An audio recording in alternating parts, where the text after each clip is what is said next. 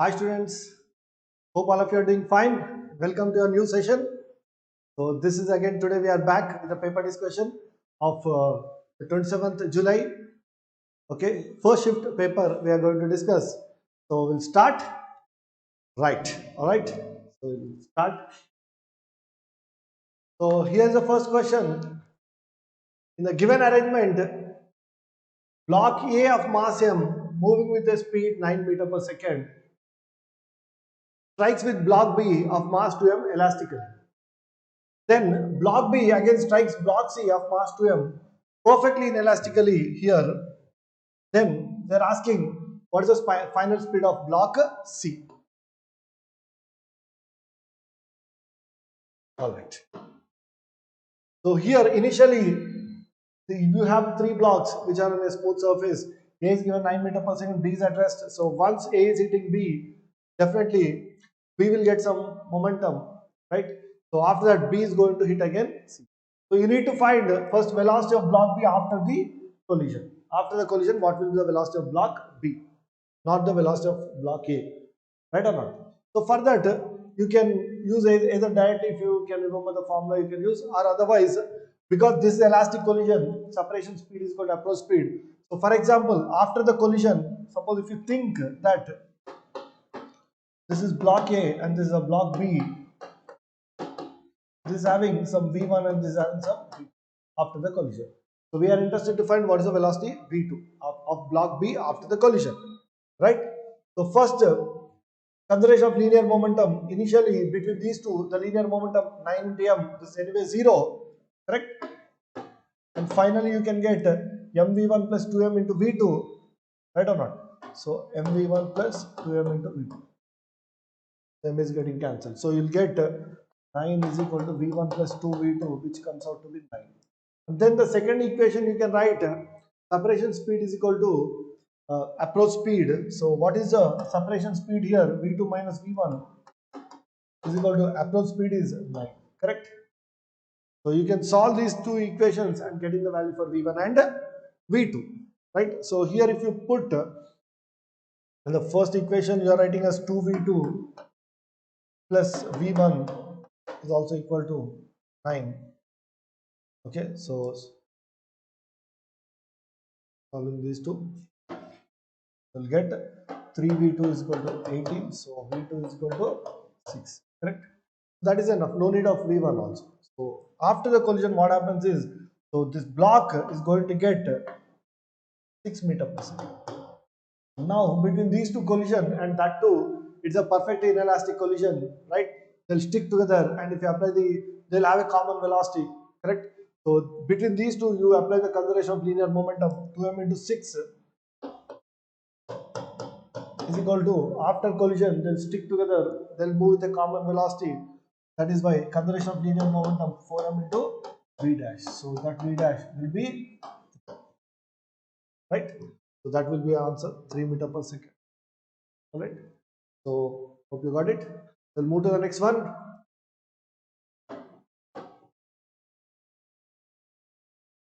So this is another question wherein a particle is thrown upward at t is equal to 0. It attains a maximum height of h, and it is found at a height h by 3 at t1 and t2. So at two different times t1 and t2 it is found at a height h by 3.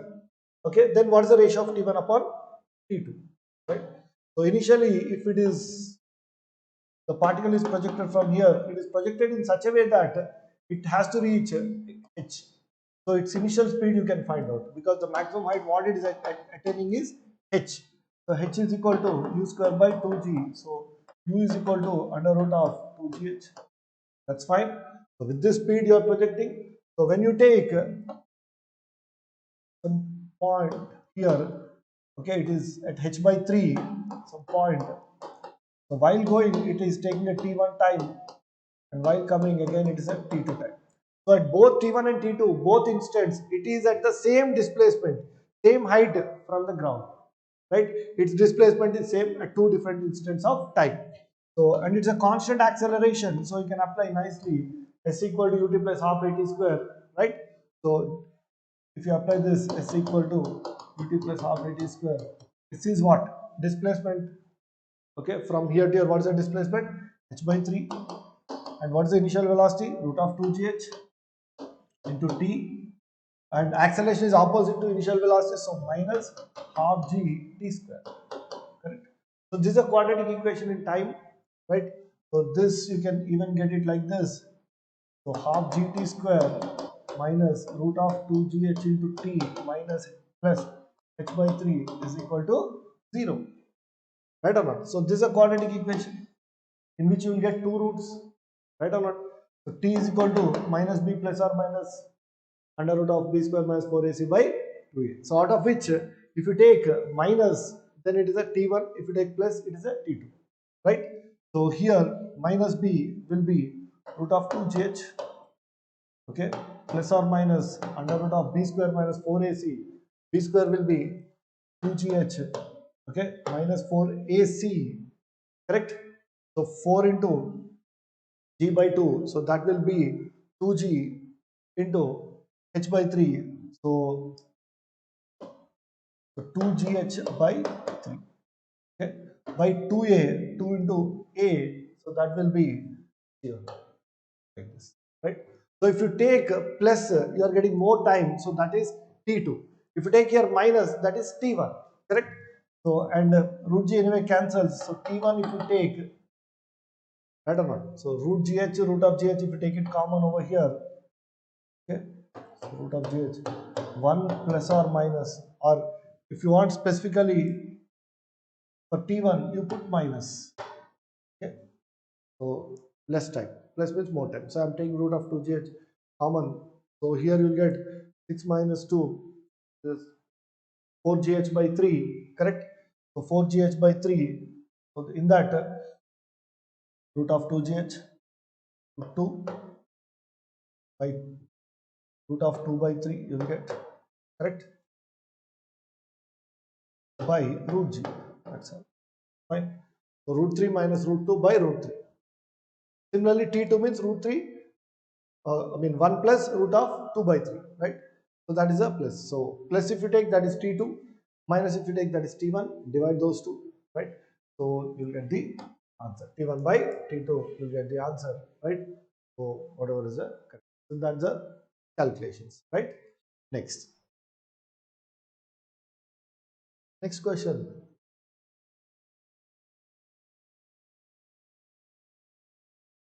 In Young's double slit experiment, if the light used is shifted from orange to blue, then which of the following is correct?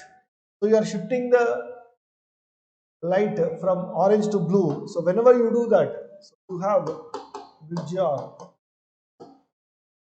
right? Orange is here, blue is here. So definitely wavelength you are actually decreasing, correct? So as you go like this, the wavelength will increase, right?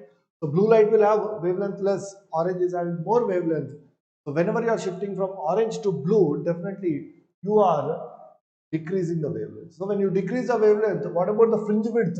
Fringe width is definitely depending on the wavelength. So fringe width also will decrease. So fringe width decreases. Right? Option C, correct? So that is a question number 3. Next.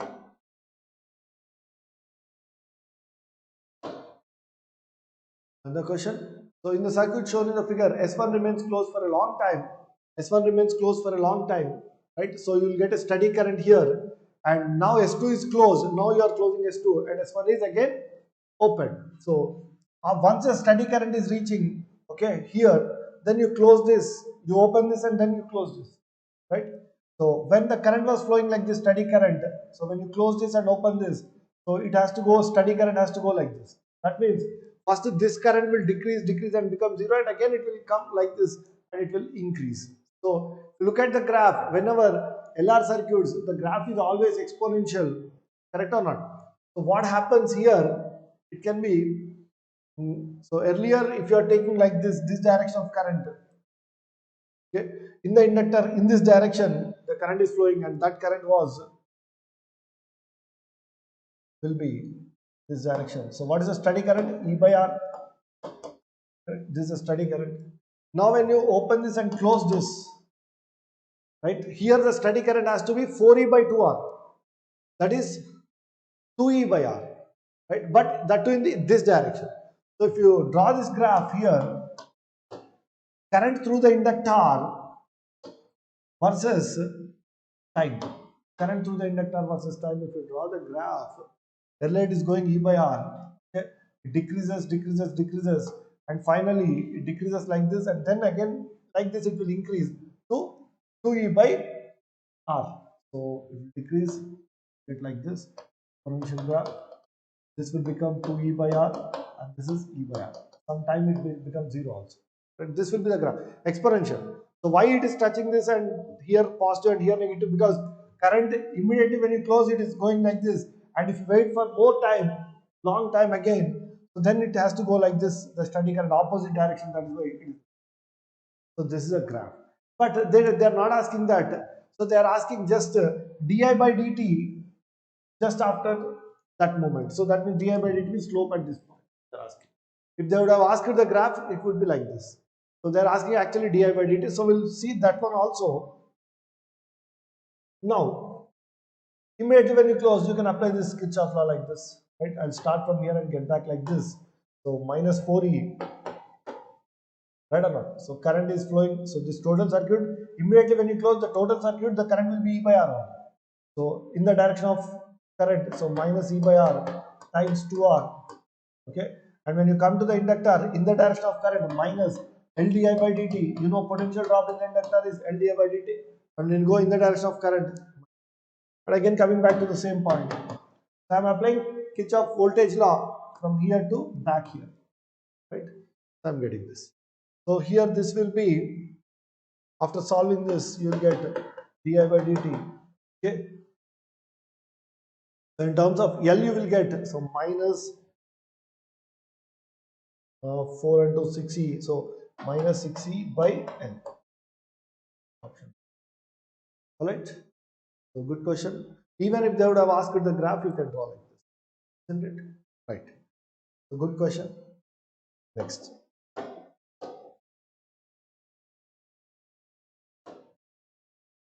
Two identical tennis balls of mass m and charge q are hinged by a common support. Okay. So they are hinged by a common support with the help of a string of length L. If the system is in equilibrium, then find the distance between the balls. Right. So here, two identical tennis balls have common point. They are hinged like this, and because of the electrostatic force Fe, and here also Fe, of course Mg is also there, and you have tension on this. Correct. So here also Mg and tension. So this is in equilibrium, this is also in equilibrium because of electrostatic force, tension, and gravitation force. Right? Ignoring the gravitational force between these two. This is weight, gravitational force due to the earth. Right? Theta is very small. This is theta very small. Okay. Now this is having mass and charge q, of course. Next, string length is L. Fine. What else is given? So distance between the balls. Then find the distance. So you need to find this distance here between this and this. You need to find the distance. So between the balls. So suppose if you assume that the distance is d and d. So this is d, this is d. So total distance will be, the answer will be 2d. So let us find what is the distance d. Right. So just simple. So you can take this is in equilibrium. Right. So when this is in equilibrium, resolve tension into two components. So your T cos is balancing mg and T sin will balance Fe. So T sin electrostatic force T cos mg. So that gives you tan theta equal to Fe by mg. Correct? Now, and since your theta is small, tan theta you can replace with sin theta. So because they are asking d value, so sin theta is nothing but d by L. So tan theta almost equal to sin theta, which is equal to d upon L, which is equal to Fe by mg. Alright, next. So you can write this as, so d upon L is equal to what is Fe? So you can write electrostatic force, right? So that is k q square by r square. R is 2d whole square, that is 4d square. Correct? Okay, electrostatic force, right? Mg is also there for.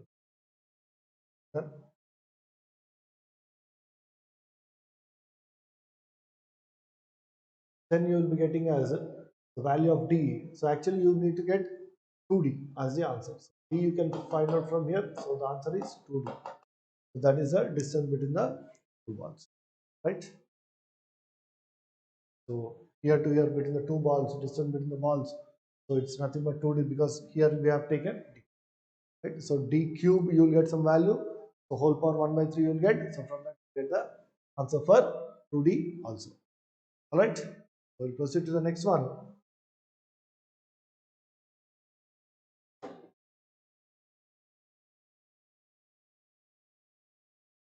Next question. For the given semicircle with center O, choose the character relation. If A, B, C, and D are the points on the semicircle such that AB bar is equal to BC bar is equal to CD bar. So your semicircle is actually like this. This is the center O. Okay. Right. So A, B, C, and D. So you can take this as A. This is B. This is points on the semicircle such that AB bar is equal to BC bar is equal to CD bar. Then, okay,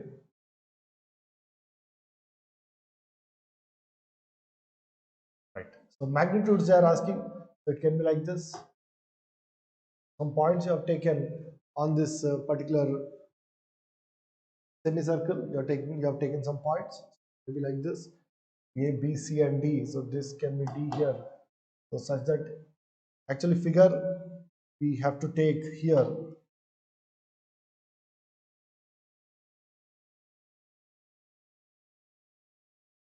Redraw this. So you have a semicircle like this. Center O. Only A, B, C, and D, 4 points are there. So you can take one point like here, point here. Actually, figure has to be there. So I'm framing that figure. So the figure is like this. This will be the figure such that AB bar is equal to BC bar is equal to CD bar. So magnitude of this vector is same as this vector is same as this vector. That means this vector, this length is same as this length, same as this length. Means this length, this length, this length, same. That means that this angle, this angle, this angle will be, and total is 360. So each will be you have 60. Correct. So when we each is 60 and this forms an equilateral triangle, so that means indicating that this is a radius, this is a radius. Okay, so this vector, and this vector are equal. So actually, so you are either you take AO or OD or BO, OC, all these are radius, and even these are also radius. Okay, everything is radius, magnitude. Then if you can choose the correct answer, right? 2 times BO bar, they are asking only magnitudes. Okay, so 2 times of BO means 2 times of radius. 2 times AO, yes, 2 times radius. 2 times of AD, right? So will be in that AD 2 times, right? So the correct answers, what you will be getting. So BO, 2 times of BO is equal to, actually this has to be AD. So 2 BO, 2 times BO is 2R, 2 times AO is also 2R, then which is equal to AD, which is already 2R. Then this will be the correct answer. This should not be 2, should not be there. Alright. And if you check the other options, it will not be 2. So here the main thing is, once again let me tell you, all these questions we have taken from the memory of the students, whatever the students, the memory they are telling. So from that we took these questions and we try to discuss. Right? Okay. We'll go to the next one.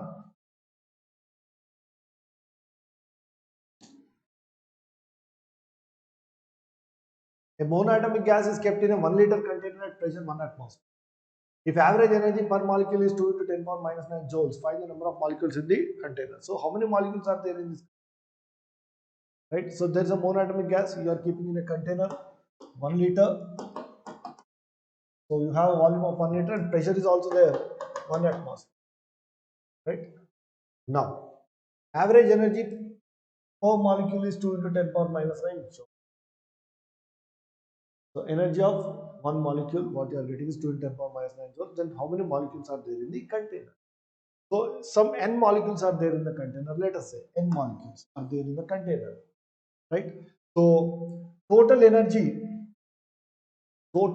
each molecule energy already you know. Okay. So total energy of all the molecules is equal to, you can have n times energy of each molecule is not 2 × 10 power minus 9. Correct? So total you have n molecules in this and energy of each molecule is this. That will give you the total energy of all the molecules. And we know the formula for the total energy of all the molecules is nothing but actually its internal energy. Correct or not? So number of moles and all you can write, or else you can even write total number of moles if you take n by 2 FRT in all the degrees of freedom, right? So this is a total, right? So total degrees of freedom 3 by because it's a monatomic gas, so total number of degrees of freedom are 3. So n into 2 into 10 power minus 9. Then so degrees of freedom are 3. So 3 by 2 nRT is equal to n into 2 into 10 power minus 9. And for any ideal gas, nRT is nothing but PV.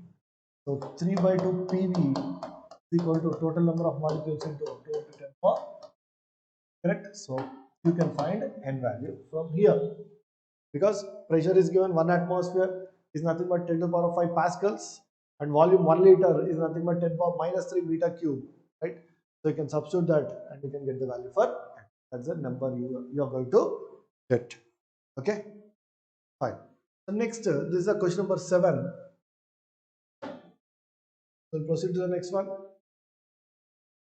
The relative permittivity of distilled water, some medium distilled water, relative permittivity is 81. The velocity of light in it will be how much? So what is the velocity of light in it? For that, we know actually whenever you take velocity of light in vacuum, so that C is equal to 1 by root of mu naught into epsilon naught. Where this is the permeability of vacuum and permittivity of vacuum. And when it's a different medium, then you have tried under root of mu into epsilon. Where mu is the permeability of that medium and epsilon is the permittivity of that medium. Correct? So now when you divide these two, you are going to get as mu by mu naught into epsilon by epsilon naught. Agree? So permittivity of the medium by air. So this you can write relative and permeability and relative permittivity, relative terms. Alright. So here it is given velocity of light in it. So distilled water, okay, relative permittivity is 81. So actually it should be permeability is 81. The permittivity epsilon r is 81. And this relative permeability, it is 1 only. Okay. So that gives you C by V is equal to 9. Correct? So V is equal to C by 9. That's all. Right? So 3 into 10 power 8 on 9. 10 power 8 by 3. So 3.33 something into 10 power 7. Yes. That will give you an answer. Question number 8. Alright. Next.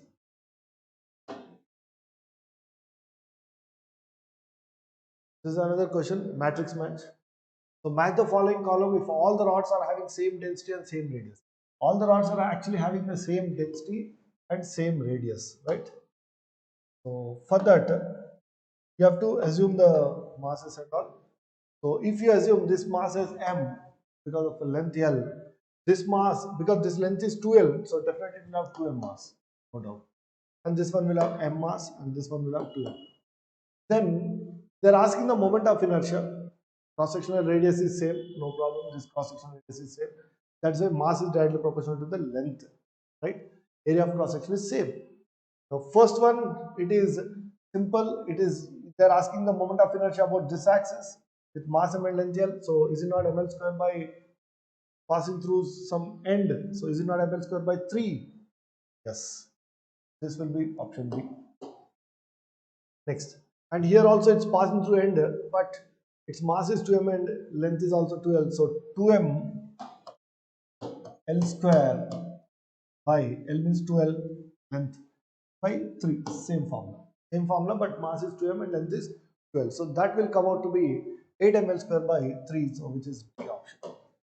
Similarly, this one, simple mass m and length L, moment of inertia about an axis passing through the center, right?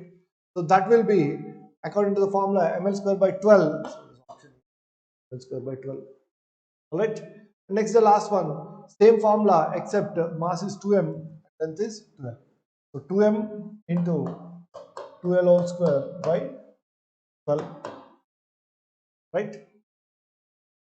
So that will be 8 by 12, right? 2 by 3.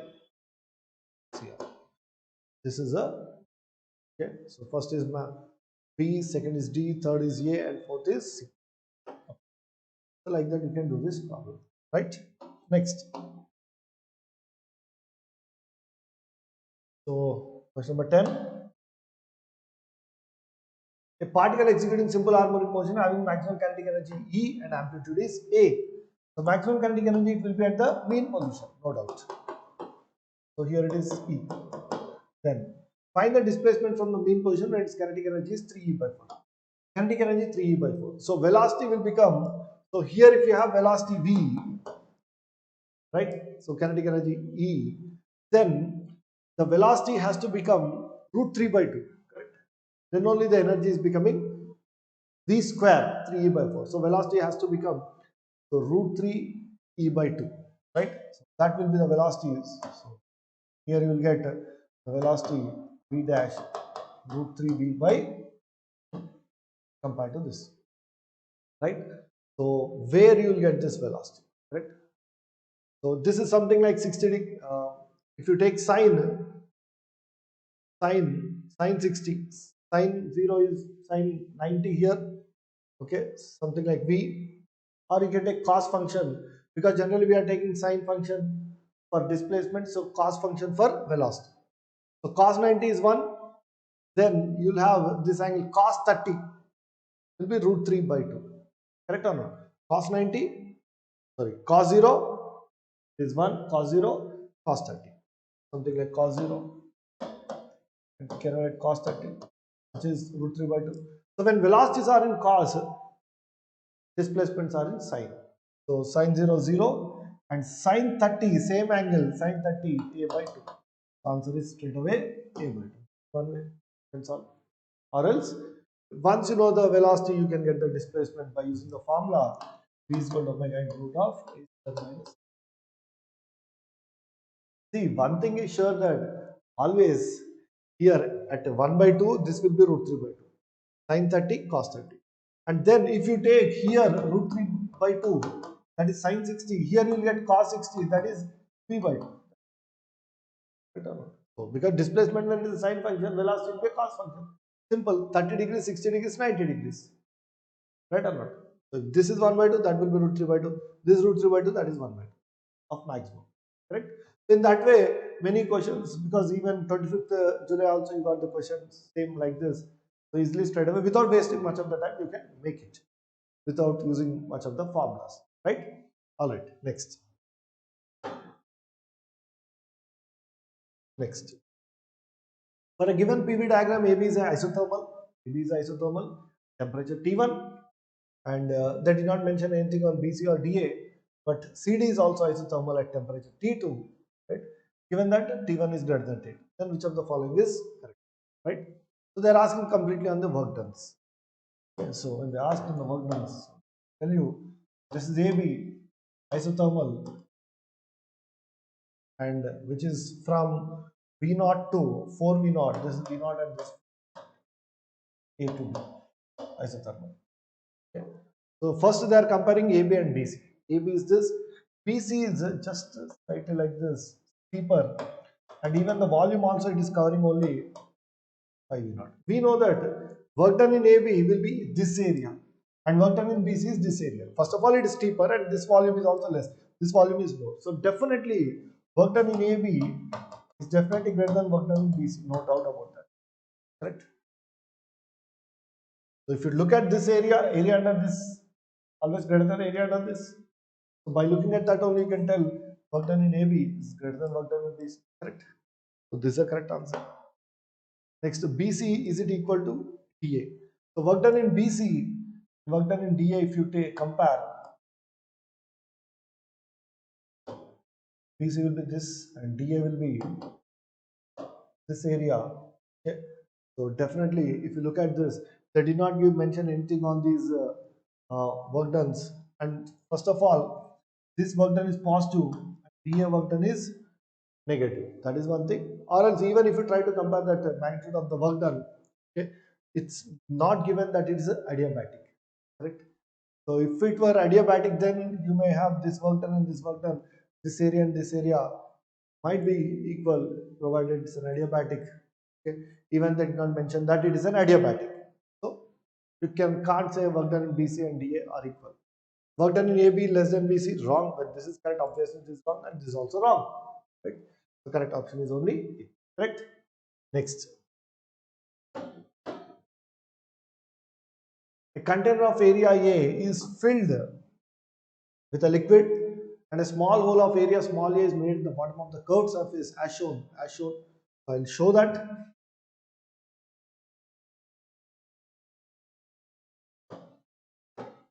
Here's a bottom. So container is completely filled. So this is capital A. Here you have a small a. Water is coming out. This is height h. That instant, let us say the container is filled up to height h. Right? Now the water will come out with velocity of root of 2gh. When the water is coming out with this velocity, definitely it will give some thrust force to the container. That is going to give a thrust force to the container F. Thrust force. And because of this thrust force, container may move like this. And that is actually balanced by the frictional force which may act in this direction. Right? So the question is find the coefficient of friction between the container in order to prevent it from sliding. So the peak values about to slide. We are taking in such a way that find the actually minimum coefficient of friction. So that you are taking that the frictional force is the limiting value of the friction about to slide. Correct?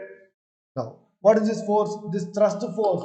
We have already derived that this thrust force is always equal to V relative into dm by dt. Correct? So V relative to dm by dt and mass flow rate is equal to density into volume flow rate. And volume flow rate is nothing but the continuity equation area into velocity. So that is why your thrust force equal to area into velocity. So rho A V square. This is a thrust force. And this has to be equal to the U times mg. So mass of this. Okay. Now, the question is actually this negligible container mass is negligible. So you have to take completely the mass of the water. Compared to the mass of the water, mass of the container is negligible. Then only you can work out this problem. Okay. So rho A, what is V square? 2gh nu. So what is the mass here? It's nothing but the mass of the water, which is equal to density of water into volume of water. Volume of water equal to A into H. So this cross-section area into H, that's the volume of water. Into density gives you mass of water. Neglecting the mass of the container, right? The G. That's all. So you'll have rho GH. Rho GH cancels. So you are having new value 2 small a by capital. This is the least value of mu to prevent it from slipping. At least you have to have this much value. Okay. Lesser than this, if you have, definitely it will slide. Or there is a chance it is mostly sliding because the force is in this direction. So it is going to slide. So here the question has to be neglecting the mass of the container. That is one thing. Have given, right? So we'll proceed to the next one, right?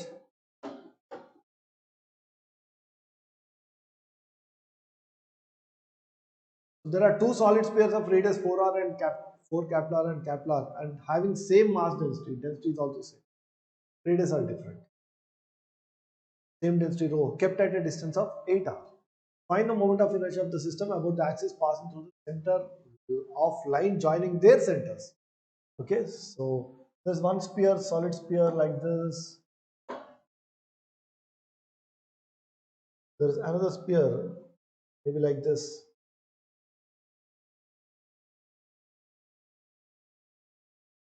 Right.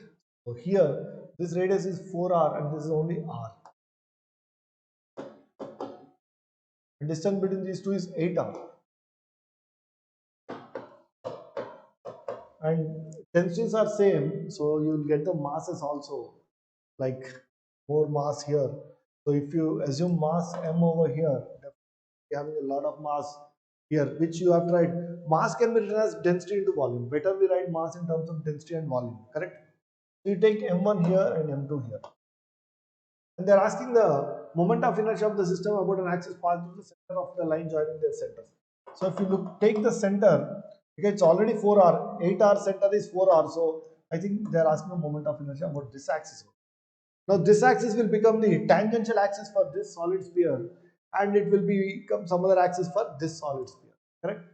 So tangential axis for this solid sphere means immediately you can take, I'll assume R1 and R2 also. Let R1 is equal to R. Okay. So R2 is equal to 4R. So for this sphere, it's acting like a tangential axis. The moment of inertia of this solid sphere about this axis will be tangential. So is it not actually 2 by 5 parallax theorem? So about this 2 by 5 mr square plus mr square, so will be 7 by 5 mr square. The moment of inertia of this solid sphere about this axis will be 7 by 5 m2, okay, r2 square. Mr square means it's m2 and r2, correct? And then what is the moment of inertia of this solid sphere about this axis? You can use parallax theorem plus, first you calculate about this, which is 2 by 5 m1 r square, r1 square rather, plus what is the distance, perpendicular distance between this axis and this axis will be 4r, right? So you are applying a parallel axis plus m1 into d square. D square is 4r whole square, 4r whole square, right? This is a, so only thing is now you need to substitute m2 as mass, m2 is equal to density into volume, alright? And r2 you substitute as 4r, right? And similarly r1 you substitute as r only. So then you will get the answer of this moment of inertia. Rest is only calculations. You can calculate all that. So I'll write here m2 is nothing but 4 by 3 pi r2 cube, which is 4r whole cube. Okay. Volume into density. Similarly, m1 4 by 3 pi r cube rho, right? Because r2 is 4r. So m2 substitute this value, m1 you substitute that value, right? And calculate all this, get the answer. Okay. So we'll be getting around the option. Check it. Next.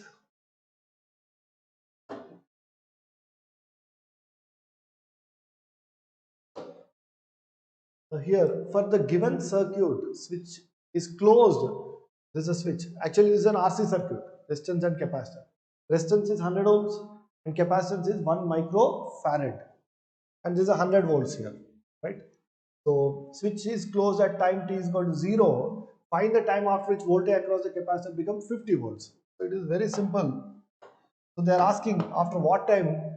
This is a total is 100. So after some time, because initially when you take, initially it is acting like a pure conducting wire, uncharged capacitor, pure conducting wire. So that time the total potential drop here is 100 and here it is 0. And as time progresses, potential drop here, because it gets charged, potential drop here will increase, here it will decrease. Correct? So after infinite time, here the total potential drop will become 100 and no current will flow, so here it will become 0. Correct? Now they are asking after how much time potential drop across the capacitor is becoming 50 volts. So here if you get 50 volts means out of total 100, here also you should get 50 volts only. That means potential drop is 50 and resistance is 100 means current has to be half ampere at that instant. And the peak value is 1 ampere, right or not? V by R, peak value is 1 ampere. So you can get the time now. Because in charging RC circuit, so I is equal to I naught e power minus t by tau, tau is which is RC. How much current you have to get? Half ampere. And peak value should be 1 ampere. e power minus t by RC. R is there, C is also there. R is 100, C is 1 microfarad. So 100 into 10 power minus 6 will be 10 power minus 4. Now you will get the time for this. Right? So e power t by 10 power minus 4, that means 10 power 4t. Bring that one here, so it will be 2, and from that you will get the time. Right? So rest is only calculation. So you will get it in microseconds. Okay. So whatever the answer you are getting in microseconds, that you put it. Next, that is the question number 14. Next, so here is the question number 15th. Figure shows two capacitors in steady state. So these two capacitors are in steady state and they are parallel with voltage V. So obviously you will get the potential as, so here you will get 2CV. You get the 2C, so you will get 2CV minus 2C. Here you get CV minus. These are the initial charges, no doubt. Now the cell is removed, so remove the cell. Okay. And a dielectric constant K is inserted. Dielectric constant K is inserted between the plates of the capacitors of capacitance C. Now what happens is, after that, this is a capacitance 2C and this is a C. So when you put a dielectric here, it will become Kc. Correct? Now earlier the charges are 2CV and CV minus 2CV and minus. Now this will turn out to be, earlier if you remove this battery, they could have been 2CV and CV. But suddenly when you put a dielectric, its capacitance has increased. So it will try to get more charge from this, right or not? So there is a charge redistribution will take place until again both the capacitors will get a same potential. Out of the total charge, 2CV plus CV, so total is actually 3CV charge, will divide in the, because parallel, so Q is called CV, parallel means potential is same, so the charges will divide in the direct ratio of the capacitance. Capacitors are in the ratio 2C is to Kc, that means 2 is to K, 2 is to K capacitance. So total 3CV charge divided in 2 is to K ratio. Okay, so that will be 2 by 2 plus K times 3CV on this one, and on this one K by 2 plus K times 3CV. Total is 3CV. This total charge 3CV will redistribute on this capacitor and this capacitor in the direct ratio of their capacitance, right? Which is actually 2 is to K. So 2 is to K you are dividing. So this will be on the first capacitor of 2C. This will be on the second capacitor of KC. They are asking what will be the new potential difference across any of the capacitors. Potential difference will be, so this is a charge by capacitance, either this one by 2C you will write, so 3V by 2 plus K, or this by Kc also 3V by 2 plus K will be the answer, 3V by 2 plus K. Alright, so that is the option C. A nice question in capacitors, right? So we have got capacitance also, previously it was in RC circuits also. So importance of capacitance in RC circuits. Next, right? Next question. A particle of mass 9.1 in 10 power 31 kg is moving with a velocity 6 meter per second. Momentum of photon is 2 in 10 power minus 27 kg meter per second. Momentum of photon is, if de Broglie wavelength of particle is k times the wavelength of the photon, right? So de Broglie wavelength of the particle is h by momentum of particle. H by momentum of the particle is nothing but de Broglie wavelength of the particle is equal to k times wavelength of photon. So how do you find the wavelength of photon is h by momentum of photon, which is 2 into 10 power minus 2. Already given, this cancels, right? Then what's the value of k? So k value will be equal to momentum of photon by momentum of the particle, which is mv. So 9.1 in 10 power 31 for 31 kg. It should have been minus 31, maybe. So that much large mass you cannot have. So minus 31 into velocity is 6. Okay. try to find. So what is the K value? So we'll get the value of K. Alright. Almost 1 by 27 10 power 4. So that will give you the answers. Right. That is a question number 17. So please correct it. This should be minus 31 kg. Almost same as that electron mass. Right. Next. So you're always comparing that electron and photon here. Isn't it? Okay. Next. So here is another question. For the given circuit, find the current I and the phase difference between V and I. This is LR circuit with AC, alternating current. So there is a resistance 12 ohms, inductance 0.07 Henry, and 220 volts is the RMS value of this AC source, and frequency is 50 Hertz. Then what is the current I? Means by default they are asking the RMS value of the current.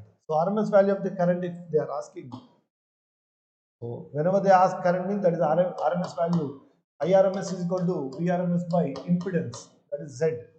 So VRMS is 220 by impedance is under root of R square plus XL square. So where you find out XL here, XL is equal to omega L. Omega is 2 pi into F. F is 50 into L 0.07. Right? Pi you substitute as 22 by 7. 7 and this 7 all cancel. So you get 22. XL is 22, R is 12. So 12 square plus 22 square. Get close to, because this is will be 144 and that is a 484, right? So close to will get 628.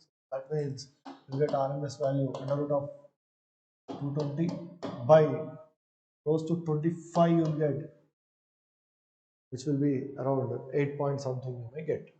And what about the phase difference? Phase difference will be tan phi is equal to XL by R. In LR circuit with AC, the phase difference between V and I will be tan phi is equal to XL by R.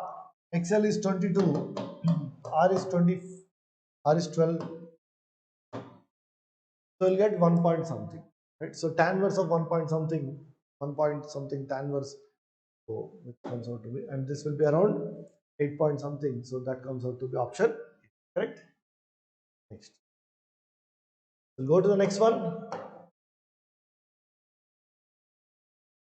So another question, number 19. A particle of mass small m is projected from the surface of a planet A. There's a planet A here, there's another planet B. Here mass m and here mass is 9m. Okay, this radius 2r and this radius is r. So it is projected from surface of a planet A of mass capital M and radius capital R. What should be the velocity of projection such that the particle reaches to another planet B? So the minimum velocity they should have asked here, what is the velocity so that it has to reach here. Okay, so which is at a distance of 8r from planet A. Planet B has mass 9m and radius 2r. This is a question. So you are projecting from here, what is the minimum velocity so that it can reach here. So first of all, you have to project in such a way that it has to exactly cross the equilibrium point where the net gravitational force is 0. Okay, first you find that point where the net gravitational force is because of this and this, right? So the where the gravitational field is 0. So because of this, what is the field? You can write the field because of this. You can write G 9m upon R1 square.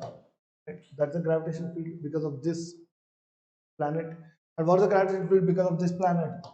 Gm by R2 square. So that gives you R1 by R2. R1 square by R2 square is 9:1. So R1 by R2 is 3:1. So divide this total 8R into 3:1 ratio. Right? So 3:1 ratio when you divide, this will become 3 by 4 times of 8R. So this will become 6R. And of course this will become 2R. Now you project with such a velocity such that if it reaches up to here, it is enough. Because if you project with less velocity, net force will be in this direction, so it will go like this and it will fall back. But once it crosses this, it will definitely come to this. That is the exact meaning of this. Getting my point? So you project in such a way that it has to cross this point. Once it crosses this, okay, minimum velocity you project such that it reaches here, and after that it will go on its own because of this force. Correct? So now that means it has to go up to here and stop. So that means you can take conservation of mechanical energy of this particle at points, two different points. It can be something like x and y. Total energy of the particle at x is equal to, it should be y, right? At x already it is having potential energy because of this planet also, potential energy because of this planet also, and kinetic energy also, right? So you are using, so what is its kinetic energy? Half mv square. What is the potential energy of this particle because of this? So potential energy minus gmm by r. And what is the potential energy of this particle because of this will be minus g 9m small m by, what is the distance of this particle from this center, means you can write 8r minus r, which is 7r. So whenever you are taking the potential energy of this particle, you have to take because of this planet also, because of this planet also, right? So total potential energy plus kinetic energy at point x should be same as at point y. Again, same thing you write at y also, is equal to, so now it has to exactly reach here with zero kinetic energy. Coming to potential energies, so minus gmm, because of this planet here it will be 2r, right? Here to here it is 2r. Because of bigger one is minus gmm by, we'll be getting there as from here to here it is 6r. Now solve everything, get the value for, that's it. We can solve for the value of v. Okay.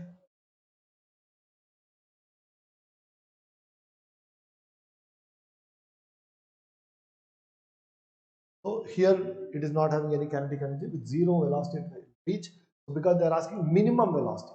So here the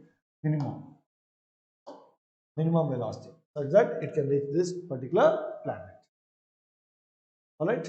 Next question, we'll move on.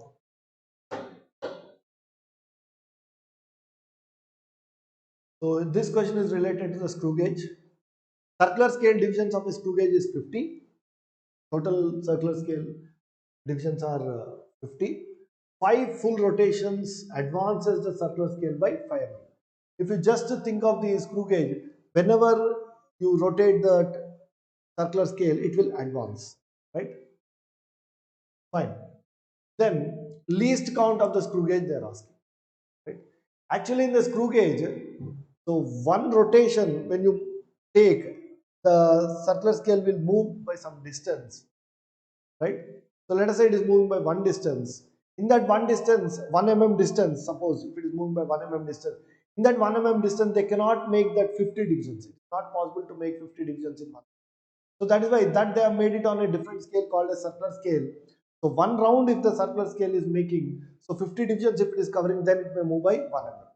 So that way it is divided, this 1 mm is divided into 50 divisions further.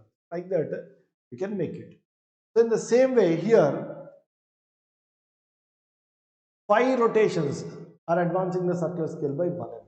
So 5 rotations circular scale by 5 mm means 1 rotation will advance by 1 mm, right? So least count will be, so your least count will be, pitch means distance moved by the circular scale in one rotation. So in one rotation it will definitely move by 1 mm, because 5 rotations 5 mm, one rotation 1 mm, and that is in one rotation. Total how many divisions are put in that one rotation? How many divisions will be there? So one on the circular scale, total it is 50 divisions are there. So 1 mm by 50, so you get 0.02 mm as the least count. Okay. Then 1 mm, total 50 divisions. Because circular scale, total it is turning all the 50 divisions in one round, then it will move by 1 mm. So that is the pitch also, right? So Least count of the screw gauge, you have to get it as 0.02. So statement 1 wrong. Statement 2, yes, pitch by number of division, this is statement 2 is correct. Okay, so then statement 1 is false and 2 is true. So right, that is question number 20. Next.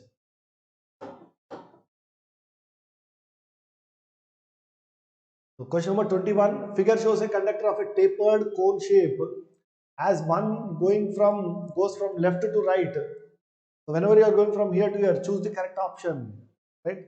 Constant potential. This is a conductor, right? So if you select 2 points over here like this,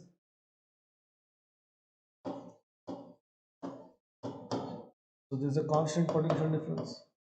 So whenever you go 1 and 2, so here to here, whenever you are going, current will remain the same because charge cannot be accumulated anywhere here. Charge is not accumulated. So per second, how much charge is flowing here per second? Same charge will flow here also per second. Current has to be same. Current at 1 has to be equal to current at 2. But of course, current density is different because current per unit area is different because J1 area is more, so current density is less than J2. Correct? Now, when you look at the other things like because it's a uniform conductor, totally it's the same material, so concentration or electron density that is same. And when you take I is equal to NEA VD, VD is the drift velocity, correct? Current decreases is wrong. Okay, so current is same, N is same, I is same, E is also same, charge of each electron, so AVD. So that means A1 VD1 and A2 VD2 are same. Something like continuity equation. Area and velocity has to be same. Charge is not accumulated, correct? So wherever the area is more, there the drift velocity is less. Whenever you go like this, current decreases wrong, drift velocity increases. Yes, it is correct because here to here drift velocity will increase because area decreases. Drift velocity increases. B is correct. What about electric field? Electric field, let us see whether it increases or decreases. So how can you justify for the electric field? So for that, what I am doing is, we know that Ohm's law in terms of electric field and current density. So that is, so Ohm's law, electric field is equal to rho into G, current density, right? So current density, wherever it is more, there the electric field is also more. So as you move like this, current density here it is more, so electric field is also more compared to this. So as you are going like this, electric field also will increase, but here it is given decrease. So C is wrong. A is also wrong, correct? Like that. These are all the other points, how the current density changes, how the electric field will change, how the drift velocity will change, right? So definitely you can write drift velocity at 2 is greater than drift velocity at 1. The answer. A very good question. So it's a starting current electricity what we learned, right? So this formula, from that it has been asked, right? Next.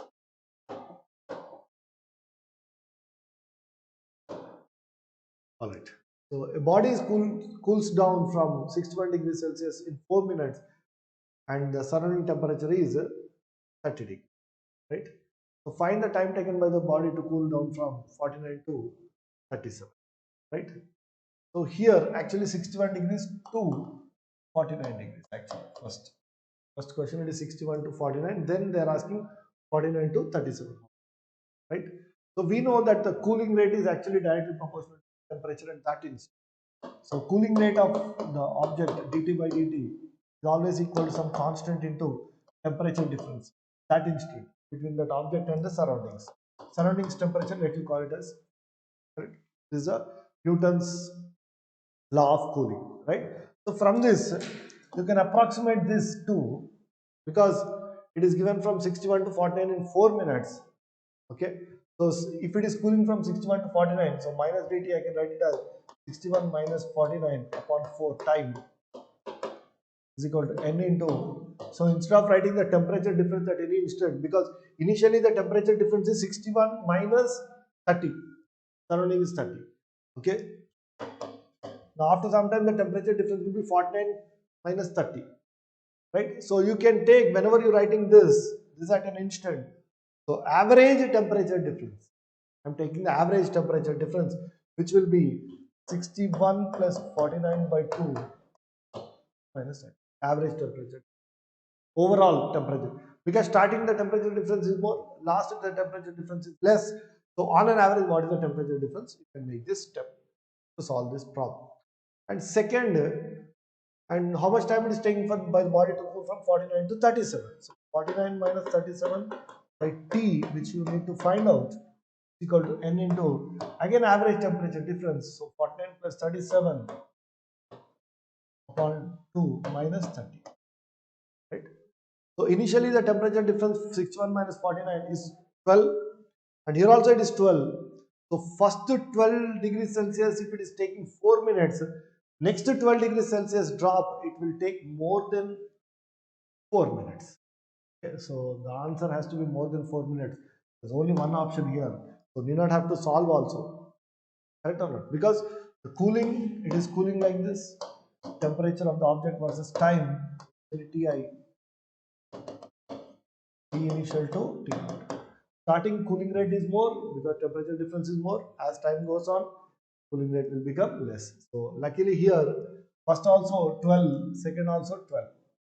Okay, first 12 if it is taking, dropping by 12, it is taking 4 minutes. Second time it won't take 4. It will take more than 4 minutes. Right? So this is also a way you can make it. Right. Next question. So there is a bar magnet of magnetic moment 9.85 ampere meter square and moment of inertia 10 power minus 6 kg meter square and makes 10 oscillations in 5 seconds. So there is a bar magnet which is kept in a uniform magnetic field. And when you, because bar magnet, whenever it is kept in a uniform magnetic field, it can be in a stable equilibrium position. And once you disturb it from its stable equilibrium position, it will make oscillation. What is the time period of that oscillations? For that you need to find out. So first I will do like this. What will the time period of oscillation? First I will keep this bar magnetic moment like this, and your external magnetic field is also like this. So then this bar magnet is in a stable equilibrium position. And once you start disturbing this bar magnet from its stable equilibrium position, let us say you have disturbed like this, slight disturbance, small angle theta. So now there will be a net torque acting because you have displaced anti-clockwise. The torque acting is clockwise, alright, and that torque acting on a magnetic dipole is m bar cross b bar, which is mb sin theta. So minus mb sin theta. M is this, b is this, sin theta. Minus indicating that your theta you have displaced anti-clockwise, so torque is acting, right? So theta is very small displacement. You can simply put m into theta torque, which is equal to I alpha. Alpha is equal to minus mb by I times theta. And if you compare this with the condition of angular SHM, okay, your angular SHM is minus omega square theta. So your angular frequency is this one, right? So omega value the root of mb by I. So time period will be 2 pi root of I by mb. The time period of oscillations of the bar magnet in a uniform magnetic field. All right. Now, what is the time period? So 10 oscillations it is making in 5 seconds. So one oscillation it will make. So definitely it is making, so less than 1 second it will make for one oscillation, right? So 5 by 10, so 1 by 2 is equal to 2 pi root of I by mb. So I is the moment of inertia of the bar magnet, which is already given 10 power minus 6 by magnetic moment is also given 9.85 into b, that is a uniform magnetic field which you may have to calculate. So squaring on both sides, 1 by 4, 4 pi square, 10 power minus 6, 9.85 into b. Correct? Clearly given pi square is equal to 9.85. Yes. To cancel, so your b value, getting the answer as 16 into 10 power minus 6.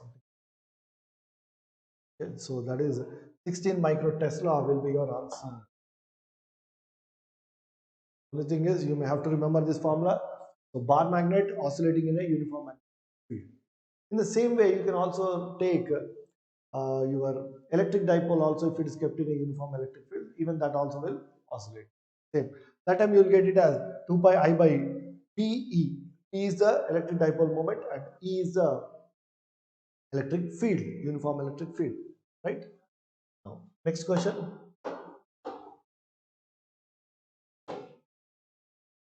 If two disks are having same mass density same, but they are having different radius, capital and small r. Okay. I1 is a moment of inertia of the disk of radius r about an axis perpendicular to the plane of the disk and passing through the center. So I1 is like this. This is I1. Passing through center perpendicular to its axis. Then I2 is a moment of inertia of the disk of radius smaller about one of its diameter. Okay, this is actually capital about one of its diameter, like this. This is I2. Then they're asking, so this is a smaller radius diameter. Choose the correct options. So they're asking I1 upon I2. So simple, I1 upon I2. You can write. So I1 is what? So this you can write as capital M mass. This you can write as small m mass. So I1 is simply you can write r square by 2. What about I2? It is small m r square by, sorry, about the diameter. So you'll get the formula by 4. This is I2. So now you can make it, and they have given same density. So when they have given same density, mass is directly proportional to the volume, and thickness also, if you are assuming same, so mass directly proportional to the area of that, right? So area into thickness will give you volume. Volume into density gives you mass, right? So mass equal to volume into density, right? So volume is, so you write something like pi r square into thickness into density. So density same, thickness same, pi constant, mass directly proportional to r square. So that is why you can write capital M, you can write it as capital R square, capital R square, capital R power 4, right? 2 will come up. Similarly, small r power 4. Because small m is directly proportional to small r square into small r square, small r power 4. So 2 times capital R power 4 by small r power 4. That is I1 upon I2. Okay. Clear? So assuming thickness of the disk, because it's a thin disk, so surface mass density is important. Mass per unit area. Surface mass density is same. Okay. We'll go to the next one.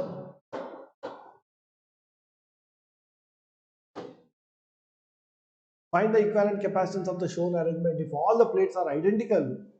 So all this plate, this plate, this plate, this plate are identical, having same surface area A, but only thing is you have a different dielectrics which are placed. This is K, this is 3K, and this is 5K. And all these three are in series. They are in series, right?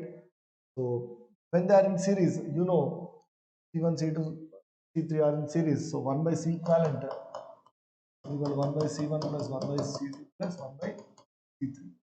C1 is K epsilon naught A by D. Okay. So D take it up, K epsilon naught A. C2, it is 2D. K is what? 3K. So 3K epsilon naught A by 2D. And C3 will be 5K epsilon naught A by 3D. That is 1 by C equivalent. So they are asking the equivalent capacitance. So you can do that. Okay, so what is the equivalent capacitance? 1 plus 1 by 1 plus 2 by 3 plus 3 by 5. So you'll get the answer, right? So you'll get almost 15 by 15 plus 10, 25, 25 plus 9, 34. So you'll get 15 upon 34 epsilon naught A by D. A is also there.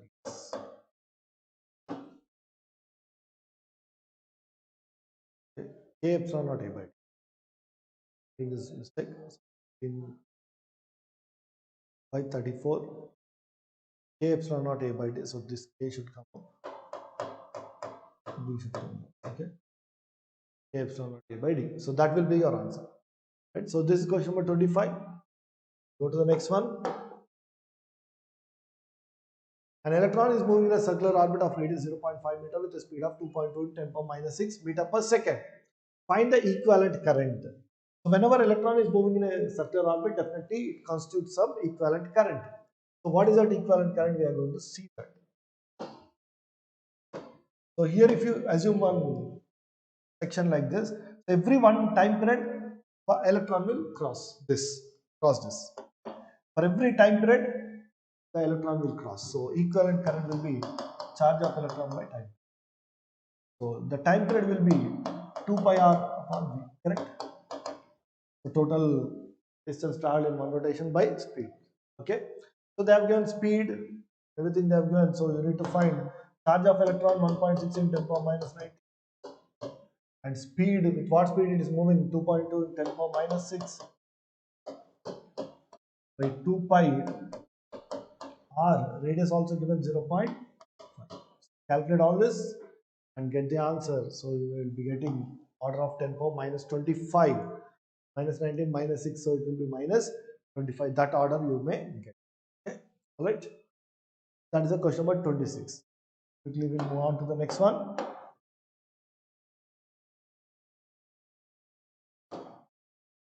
So a capacitor of capacitance 100 microfarad discharging against a resistor at the same time.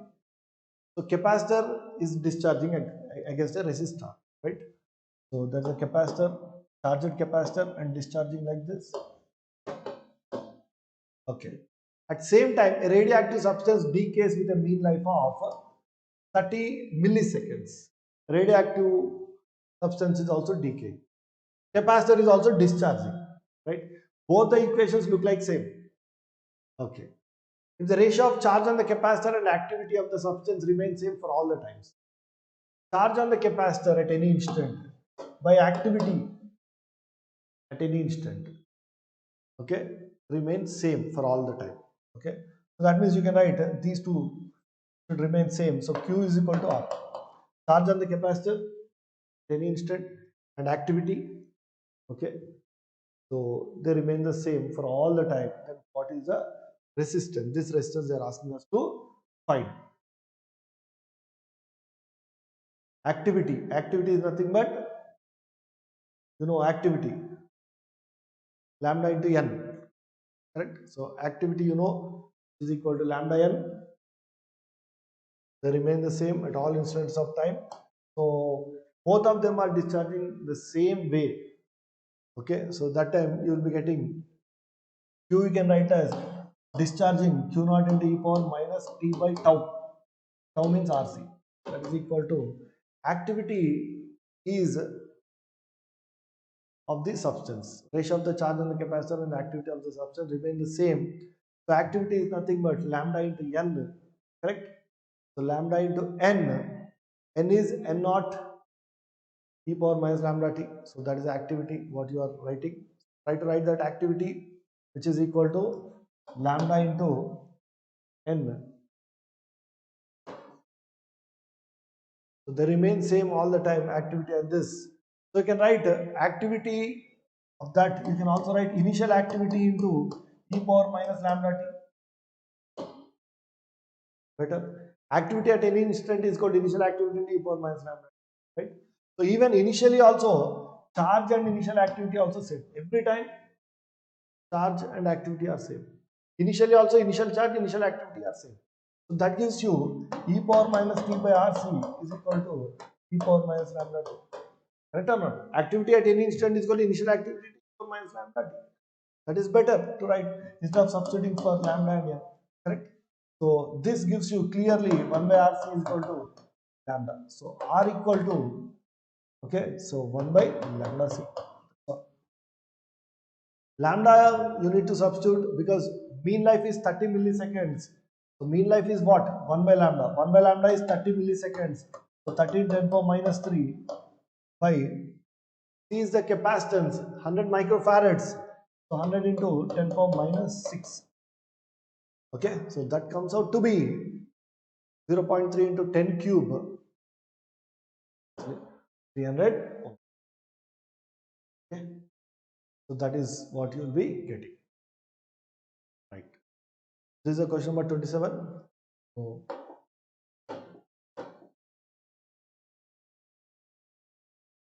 So all these questions we have taken from the memory of the students. So this is the first shift paper of 27 July. Okay.